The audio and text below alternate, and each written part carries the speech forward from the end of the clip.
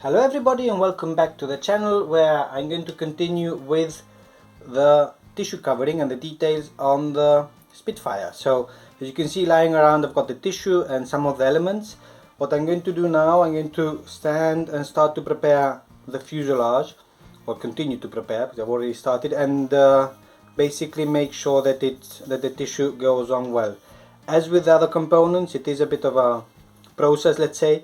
It takes time, so I'll go slowly. I'll start from the back and try to work myself forward, and basically step by step, as I say.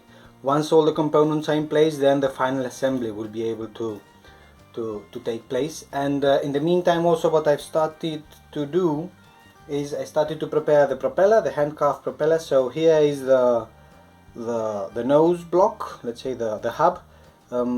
Not sure if it works because the paint might be everywhere. This is just for show actually, so it's not too bad, but basically I managed to paint the hub in red. You can see some details. It's not perfect as always, but I think it's going to look okay. What has been a bit more of a challenge has been the blades. First of all, what I did, I weighed them with a small scales, and I evened them out by sanding, so the weight is really very close. It's 1.34 to 1.36 or something grams. And then I started to paint them. So what I did, you see it's not working.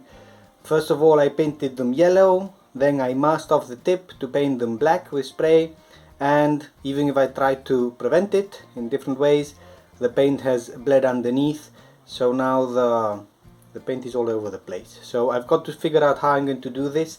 Also, one thing that I didn't think of, but I think some of you do know, is that when you get the balsa wet, little fluff comes out of it. It's basically the threads that get wet, they expand in size and they come up.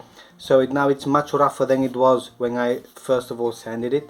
So I've got here the three blades, which are all of them a little bit of a mess. Let's say it like that. You see this one is also a bit of a mess, and the third one is also a little bit of a mess. So what I'm going to do now is I'm going to sand them down again. Let's see if I get rid of the fluff, and then I'm going to have to find some paint. I think I do have some black paint, but I don't have any yellow paint, so that's going to take some time until I find some yellow paint and paint on the tips. Once that is done, then I'll assemble it. But anyhow, this is just kind of on the side. The key thing is the tissue covering. So when I have some updates, slowly at least I'll be sharing with you the progress. Follow me along on this one. And a bit more of visible progress, but before I go with the fuselage, here is then the completed propeller, the wooden propeller. As I say, this is just for show, but it would work, because when I do the test on the ground, it does pull along the fuselage. It's quite balanced, like each blade is, I would say, all of them around 2 milligrams in weight. They did go up like half a milligram due to the paint, but they're all kind of within the same spec. Just maybe the hub might not be perfect, but I think it would actually work. Maybe not as effective as the plastic one. Here's the plastic one, and the good thing also of this is that they're within half a gram weight of each other. This one is like half a gram heavier, so even if I want to switch it over, if I manage to find the center of gravity, probably a switch over would not be a big problem. So in any case, it's not difficult to switch over because I kind of made the hook that it's easy to switch over. So from that perspective, relatively happy. I haven't even glued the blades in because they do hold in, as the paint is a little bit thicker than it does hold in, and if it does fly with this and the blade flies out, then it will make it an interesting flight. But anyhow, happy about that. I think it looks acceptable for me. And then progress on the fuselage, as I say, like I started to put the covering.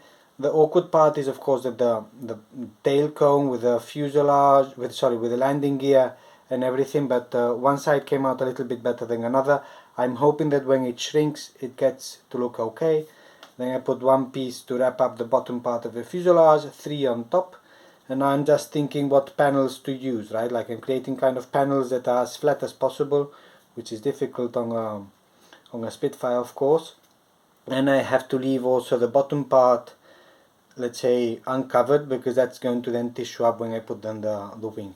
Also this bottom part I'm going to leave because I still need to fix these pieces in place and everything, so all the bottom is probably going to stay uncovered until I assemble the wings.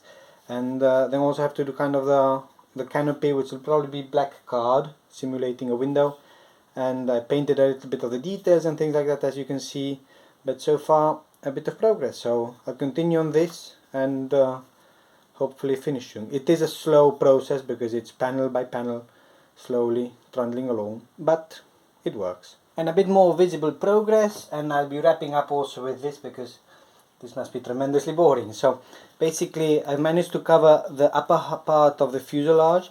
I don't know if you can see it, I can of course, but on this part I've already put the water glue mix up to here. This still hasn't had it, so you can see that it's a bit more taut. Some parts aren't as nice as I would like to, the other side is a little bit better. And of course wherever there's an overlap of the tissue, then it looks a little bit darker, which is also not perfect, but it is what it is. The most challenging part actually this piece is, which I have to say that Tauner had a very elegant way of solving the connection of fuselage to wing without using the fillets. So I think that's actually going to look kind of okay, depends how well I do it. It would be good actually to have him here and ask him how he actually did it and how he designed it. And then the underside, I'm going to wait until I have the wings in place, because these pieces still have to be somehow fixed in place, glued and everything. So that's the progress we have. Not very much tissue left, so I hope that this surface is enough to cover this, and also then the connection of the wings, because as you might remember, if I put the wing on, sometimes I just put the wings on just to see what it looks like. There's still going to be here, you can't see it, a gap above and below the wing, so that also has to be filled in. So I hope I have enough tissue, if not I might solve it some other way. So in any case, there's also a little bit of more of the details going on. So I managed to do the cockpit. The cockpit is open, so ready for takeoff, and I'm not going to put a plastic one because here it says to use paper gummed on, it says. I'm not sure what paper, probably not white, so I just went with black, and I kind of like reverse engineered the cockpit. I don't know if you can see it, no you can't. So this would be kind of the windshield, and then I've got also like the rear part of the cockpit that would kind of, I'll glue it on here, so like that, then I have at least a pretend cockpit, and I can still see then the rubber motor through the gap in the cockpit. So details, there's still the radiator on the underside to be done, tissue of course, and then weight and balance. That's also going to be then the big challenge. So then the next thing, so I'm going to leave it here as I say, and the next chapter is going to be hopefully finishing the tissue, full assembly let's say, and then finishing the tissue and having all ready basically to trim, and then to hang up from the ceiling and wait to have enough courage to throw it into the air. So as always, thank you everybody much for following and for all your comments, and I'll see you next time.